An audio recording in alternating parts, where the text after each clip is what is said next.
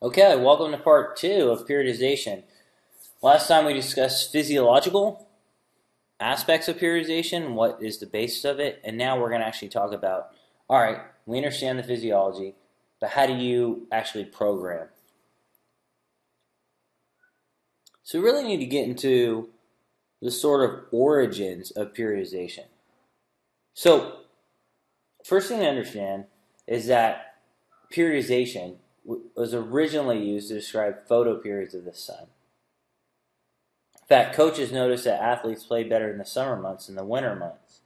And Mang thought that annual rhythms, such as circadian rhythms, annual rhythms would govern greater activity in the summer months and lower activity in the winter months, which is manifested in some animals in the form of hibernation.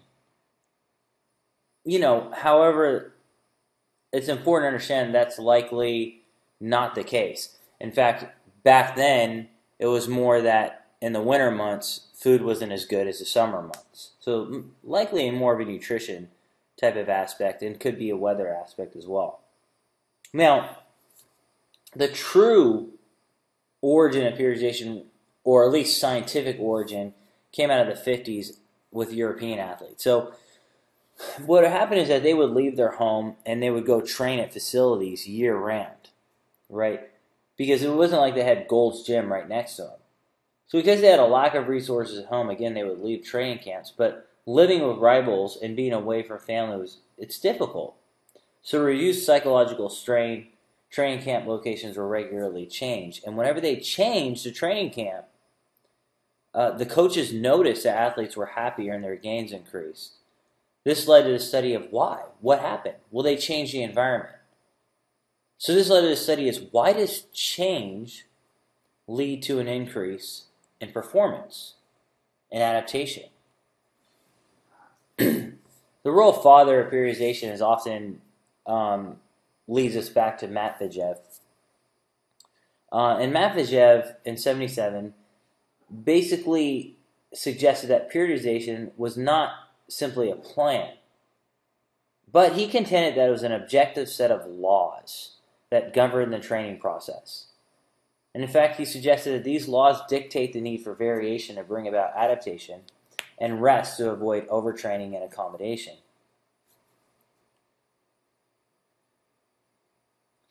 So he developed what's called the traditional model of periodization. Now I want you to notice that the traditional model, you have a preparatory period, which is more like the off season, transition period, which is more like preseason, competition period, and then the time between the competition and the next preparatory period, which he called active rest. So notice during the preparatory period that volume is very high and intensity is low. Why? You're conditioning your muscles at that point to take a beating later on. That could have lasted 1 to 3 months. Then during the transition phase, you notice that the intensity went up, the volume went down. This is very much like strength. And during the competition period, the intensity was extremely high, the volume was extremely low. There's more of a peak, and you also would have power in there. Now, Matt Ray, a good friend of mine, found in a meta-analysis that looking at all the studies combined, periodized training resulted in greater strength effect sizes than non-periodized training. And that's what you see with this graph. So if you were to divide a training cycle, this is how you would do it. If you go all the way to the bottom, it's a workout, a single training session that's performed individually or within a group. Then you have a microcycle, which is typically corresponded to a week. That would also correspond to your training quote-unquote split. You have a mesocycle, which is likely around 1 to 3 months, or 4 to 12 microcycles. And that's where you're going to focus on a certain attribute. Then you have the macrocycle, which could be several mesocycles or even a year. And that typically would include the preparatory, competition, and transition periods. Then you have multi-year. For example, a quadrennial would be prepping for the Olympics, or if you're a freshman, in college, you have 4 years to peak before possibly going for your pro.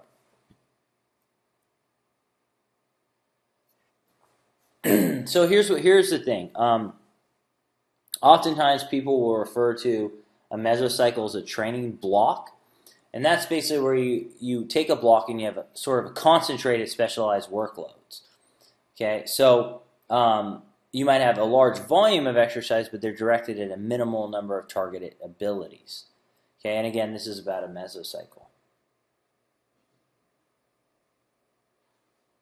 So we're going to look at the preparatory period. That's divided into 2 phases/blocks, according to Matvejev. So you have general preparatory, which is also known as hypertrophy, strength, endurance phase.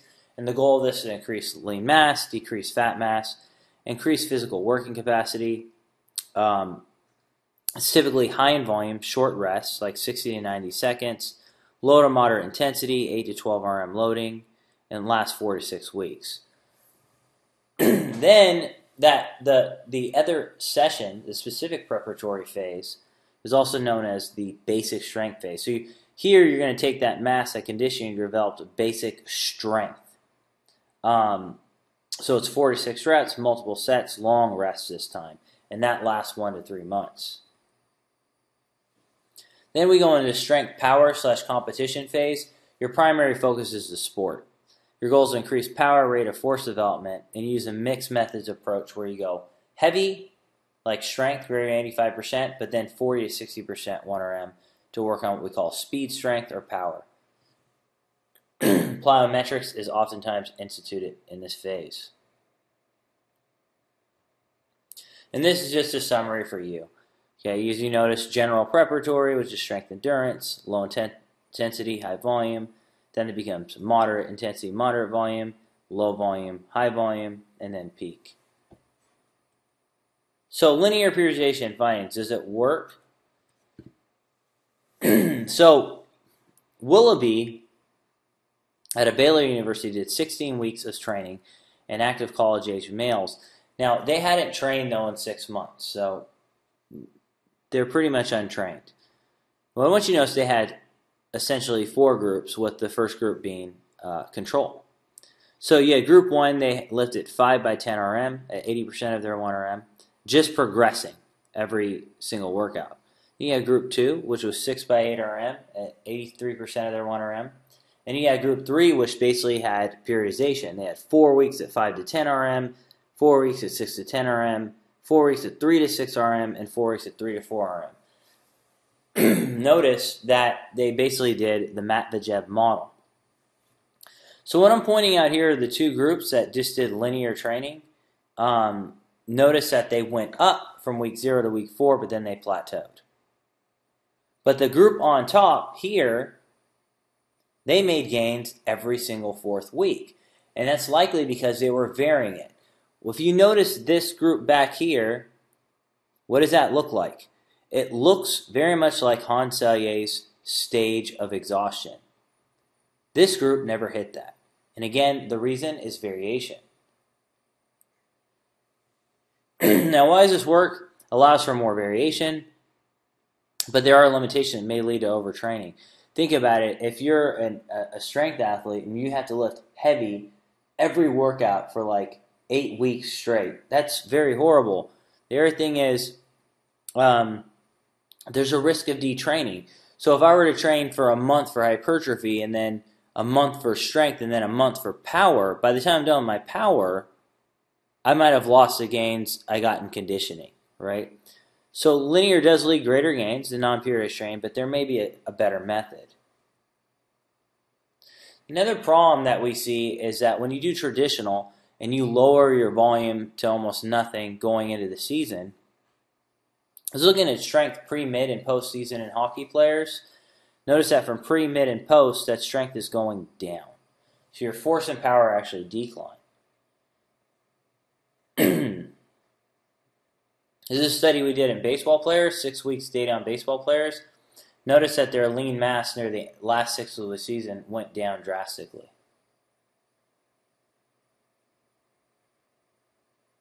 So we're talking about the non-traditional model. Basically, a non-traditional model will allow for fluctuations of volume and intensity. So basically, you're varying it either every week or every day, right? And you can see that here. So this has actually been used a long time. If you look at Sergei Bubka, you know, big-time Olympus. He earned an Olympic gold medal in 1988 and 5 world championship gold medals in the pole vault. His world record still stands today. If you look here, this is 1991 season. What do you notice? His performance peaks multiple times throughout the year. Okay? And the main thing I want to point out is that the traditional periodization model allows you to peak 1 to 2 times a year. But in sports like this, you may have to peak multiple times a year.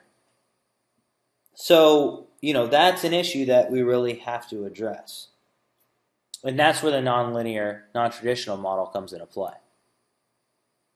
So then we have weekly alterations, daily alterations. Again, you can train multiple goals. You won't likely detrain in any of them. So here we go. In this study, what they basically did is they took recreationally trained college men. And they compared linear periodization to daily undulating periodization to weekly undulating periodization. And they did 9 weeks.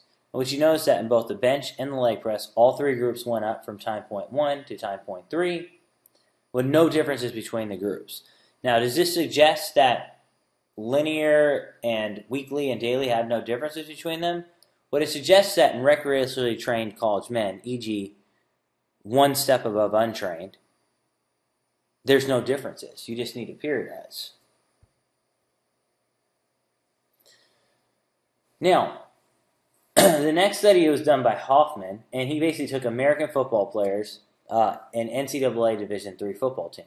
So after 10 weeks of rest, they were randomly assigned to one of 3 groups that differed only in the periodization model. You had a non-periodized, a traditional, which is hypertrophy, strength, power, and then daily. They changed each workout. Now, basically, all conditions increase from week 1 to midway, but not again from mid to 15. There are no differences between condition. Now, you can conclude that there doesn't matter, periodization is periodization, but really, since the group that was purely linear and didn't periodize at all made the same amount of gains, what this really indicates that after a period of detraining, that periodization may not be critical for regaining performance. You just need to perform the task and your body will remember.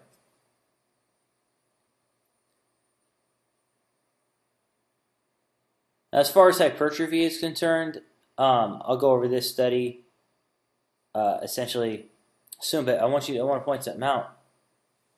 This is a male. So they had Brazilian Navy officers, and what I want you to see is that the nonlinear periodization group, as far as muscle thickness, went from 39.8 to 41.5 centimeters in their muscle thickness, and the same thing happened with the elbow flexors. There are no significant change in the linear periodization or control group. So this indicates that nonlinear is beneficial for hypertrophy, and these again were previously trained with bodyweight exercises. So they're kind of recreationally trained. And again, the effect sizes were larger in the nonlinear versus the linear. You see that here. Nonlinear had 0.61 effect size for muscle elbow flexors, whereas the linear had 0.35. We see the same thing from Koch and untrained college-age women. You essentially see increases in MRI quadriceps in the nonlinear group, but no changes in the linear group. So for hypertrophy, nonlinear might be better even in untrained. So the question is, why is, linear no different than nonlinear in untrained people for strength? Well, most of their gains are neural as far as strength.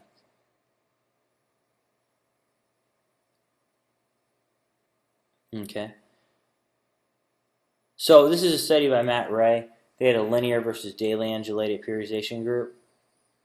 want you to notice is that in the daily undulating periodization group, bench press went up 25%, leg press 55%, compared to the linear, which was 14% versus 28%.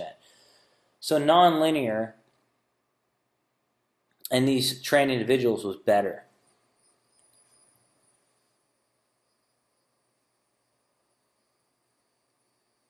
A great friend of mine out of basically in Carlos Ugrinowicz's lab, Monteiro, he did a great study, again, in Ugrinowicz's lab. And so they had non-periodized, linear, and non-linear. So I'm going to point to the linear periodization here. This is looking at changes in strength from pre to 12 weeks. So that's the linear. Notice they went up a little bit in strength from week 3 to 4, but that kind of plateaus out at week 8 in post. However, if you look at the non-linear group, they go up every single time point. Again, this is an issue of Hanselier's model of variation. And we see it here. If you look at non-periodized, they pretty much plateau and don't make any gains. Traditional periodization make okay gains, and non-traditional or non-linear, all of them make consistent gains. This also works in firefighters. So the black is undulating periodization, the other is standard training. You see upper body muscular strength, lower muscular strength, peak power, vertical jump, and grinder performance were better in the firefighters. I like this one because, my dad's a firefighter, so, anything you can do to help them, these guys are out there saving lives. And as far as weekly versus daily, this is a study where they had 12 weeks with moderately resistant strain males with weekly versus daily. The daily's the blue. Daily did seem to be better, make better gains than the weekly. That doesn't mean to discount weekly, because maybe you can combine the two and vary them both with a daily undulating within a weekly model. And our lab's done that with a lot of success. So summary, divisions of a training cycle range from micro to macro cycles. A mesocycle is generally called a training block in which a specific focus occurs through 1 to 3 months. Traditional periodization is good for untrained and for coming from the off-season. Nonlinear is ideal for well-trained athletes. Thank you, and I'll see you guys in class. Actually, before I do that, sorry. I want to give an example of daily, weekly, and traditional combined. So let's say you were to combine all of them. So week 1, you'd have hypertrophy. Day 1, 1 to 15 reps, 60 seconds rest. Day 2, 10 to 12 reps, 9 seconds rest. Day 3, 6 to 8 reps, 2 minutes rest. Then week 2 could be strength. And then week 3 could be strength power. But what I want you to know on the strength, day 1 is 1 to 5 by 5. Day 2 is 5 by 3. Day 3 is 1 to 2. So you have daily and weekly combined.